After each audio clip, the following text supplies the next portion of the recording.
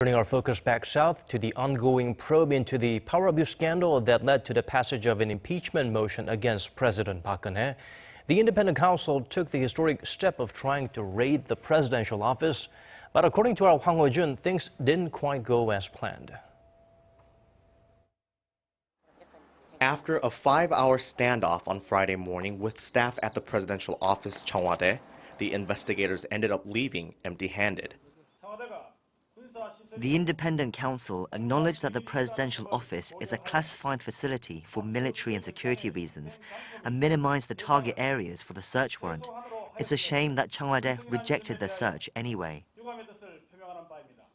This was the first time investigators had attempted to search the presidential office complex since Parliament voted to impeach President Park in December over the influence-peddling and corruption scandal.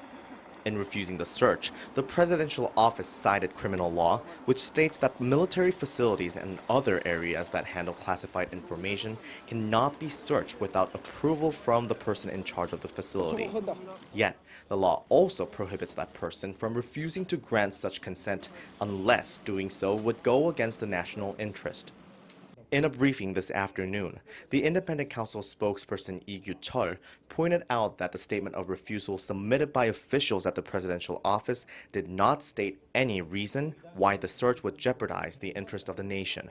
Because the independent counsel has no means of overriding that refusal, the team could ask Prime Minister Hwang Hojun, who is also the acting president, to intervene and allow the search.